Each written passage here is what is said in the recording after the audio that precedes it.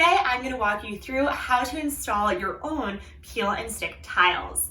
These are great for a backsplash, laundry room, mudroom, or any other space that you're looking to just add a little extra flair, and they're great for a tight budget.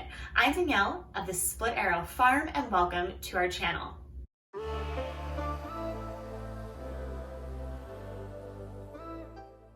If you've been watching our channel for a while, you'll know that we've been doing a lot of renovations in our new house that we bought in order to make it comfy and cozy and beautiful farmhouse atmosphere.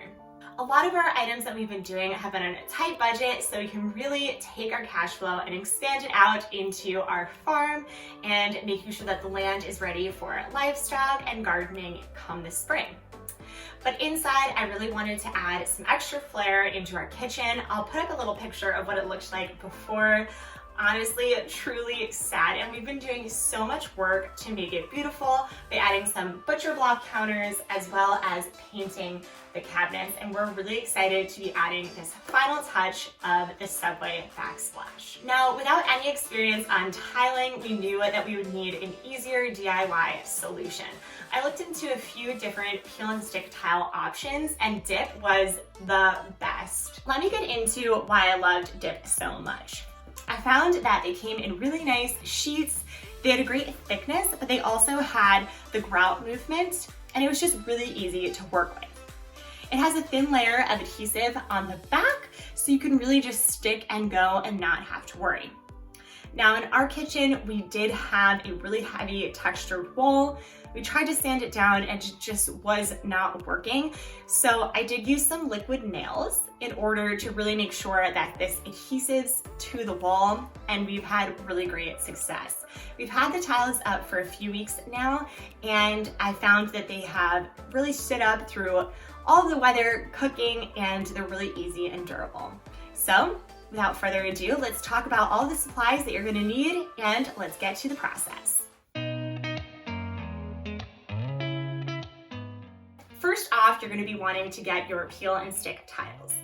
As I mentioned before, I use dip and I found it really great and easy to use. They sell it at a variety of different manufacturers. I know Wayfair, Amazon, and a few other places sell it. So I will provide some links down below so you can easily browse and decide which provider you'd like to use it from. I think they do also come in a few different designs, but I really did love this subway tile. Now when you open the box, it has a few different sheets. I think each one comes with about 10 sheets. So you are going to want to make sure that you really measure out the space and you purchase the right amount. Wayfair made it really easy to purchase these tiles because they do have a section where you can plug in all of your measurements, and then they tell you a suggestion of how many boxes you should get, which makes it really easy. So I definitely suggest checking that out as well. Now, as I mentioned before, it does have an adhesive back, so you really don't have to worry about adding any additional items, but we were working with a really rough surface, so I wanted to make sure that everything stuck and it was durable, especially in the kitchen, which is such a high traffic area. So I did purchase liquid nails, and I just got the construction version. This one's also the projects one, so whatever is in your hardware store you can use. And I think this made me just feel a little bit better about the tiles going on and really staying for a lot longer in this high turn space. So you're gonna see that some of the lines of this kitchen are not very straight. We've been doing so much work, but we are working with an older kitchen and we're just kind of sprucing it up. So to make sure that everything was waterproof and looked good on all of the seams and edges, I did go out and purchase some silicone white caulk that will go into all of the edges. This is waterproof, so you want to make sure if there is going to be water in the area that you are getting a waterproof version. You'll also need a caulk gun to work your liquid nails and silicone, so you are going to want to purchase one of these. Lastly, some other tools that I got were gloves to protect the hands, as well as a cutting utensil.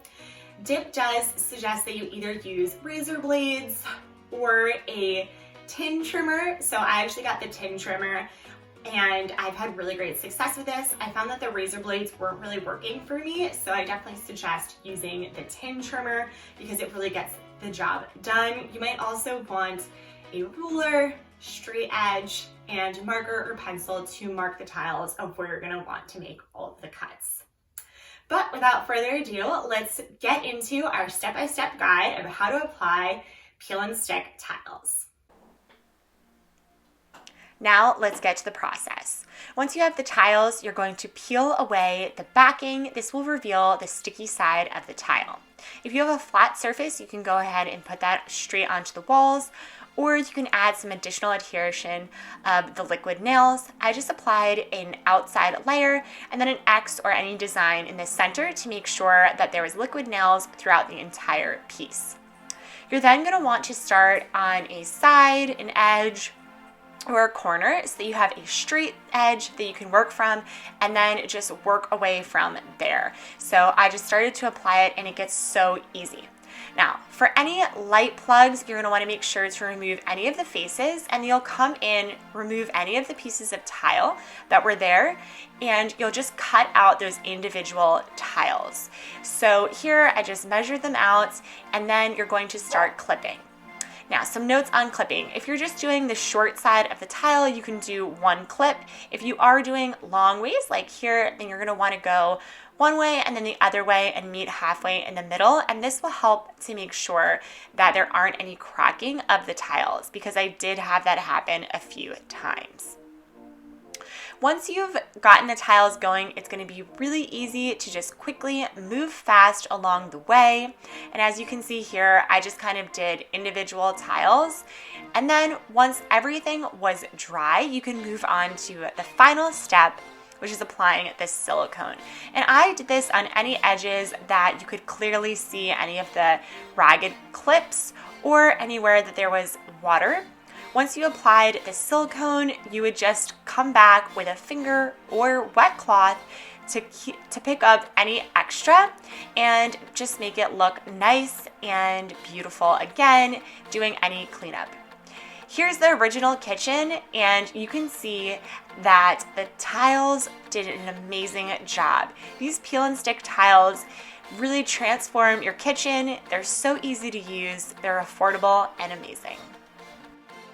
I hope that you enjoyed this DIY tutorial on how to apply peel and stick tiles. If you've ever used peel and stick tiles before, please comment down below. Let me know the brands that you've used and if you like them or don't like them. I'd definitely love to learn more about peel and stick, and I have a few other places that I'd like to start using them, so I'd love to hear all of your knowledge.